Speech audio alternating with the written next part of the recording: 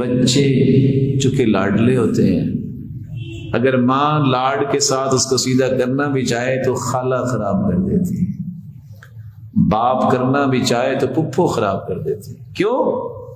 آپ لاڈ کریں گے اجر ملے گا، لیکن کم از کم نماز چھڑانے کا لاڈ نہ کریں، اس پہ اجر نہیں گناہ ملے گا۔ بس اتنی سی بات، نماز پہ کوئی کمپرومائز نہیں۔ عبداللہ بن عباس بچے ہیں، سیدہ میمونہ خالہ ہیں، سیدہ میمونہ رضی اللہ تعالیٰ عنہ یہ خالہ ہیں عبداللہ بن عباس رضی اللہ تعالیٰ،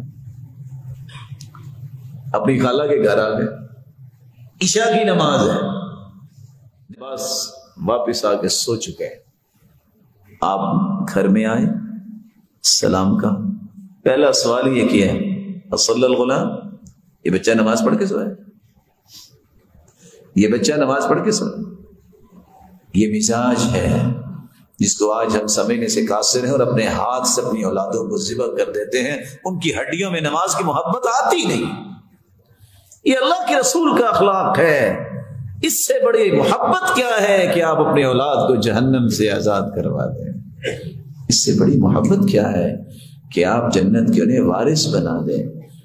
رسول اللہ صلی اللہ علیہ وسلم نے اس لیے فرمایا تھا، مروا اولادکم بالصلاۃ وهم ابناء 7 سنین، 7 سالہ بچے کو نماز کا حکم دو، واضربوهم علیہا اذا بلغوا 10، 10 سال کا ہو جائے پھر بھی نماز نہیں پڑھتا اس کو مار کے پڑھاؤ۔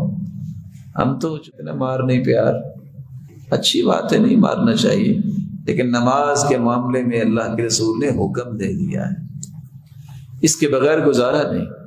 ایک ماں کہتی ہے شیخ سے کہ شیخ کیا کروں، فجر کی نماز پہ میرے بچے اٹھتے نہیں ہیں۔ کہا تم ٹھیک نہیں کہہ رہے۔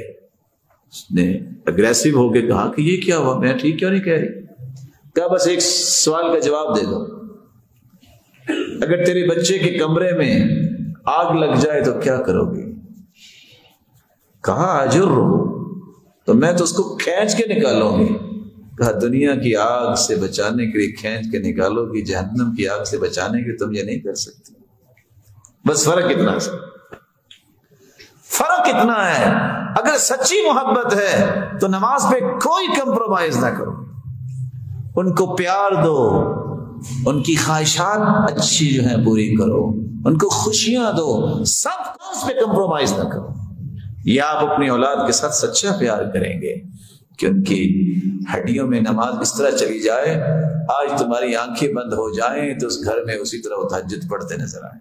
اپنی اولادوں کے ساتھ احسان کرو، ان کی اچھی تربیت کرو اور ان کو نمازوں کے ایسے پابند بناؤ، تبھی یہ تمہارے درجات کی بلندی کا باعث بنیں گے۔ اس اولاد کا کیا فائدہ کہ باپ دنیا سے چلا جائے، اس کو یہ بھی پتہ نہیں کہ دعا کیا کرنی ہے، وہ جنازہ نہ پڑھا سکے، وہ دعا نہ کر سکے، وہ غسل نہ دے سکے، اس کو یہ پتہ نہیں ہے کہ کیا کرنا ہے، زندگی کے معاملات کیسے چلانے ہیں۔ اولادوں کے ساتھ احسان کرو اور یاد رکھنا، جس نے اپنی اولاد کو نیکی پہ نہیں لگایا وہ دنیا میں بھی روتا ہے اور قیامت کو بھی روئے گا۔ دو ہی کام ہیں، یا اچھی تربیت کر لو یا پوری زندگی دکھوں اور غموں اور مصیبتوں رونے کے لیے تیار ہو جاؤ، دونوں میں سے ایک راستہ اختیار کرو۔ تربیت زندگی کی آخری رمق تک تمہارے خادم بنیں گے، دین کے خادم بھی بنیں گے، امت کے سرمایہ بھی بنیں گے، اور قیامت کا دن ہوگا ان الرجل لترفع درجته فی الجنہ، ایک شخص کا جنت میں درجہ بلند ہوگا، وہ کہے گا یا ربی انا لی ھذی، اللہ یہ درجہ مجھے کیسے ملا؟ جواب ملے گا باستغفار ولدک لک، اور میرے بندے تیرے بچے نے دعا کی تو تیرے درجے بلند کر۔ اللہ سب کی اولادوں کو نیک بنائے۔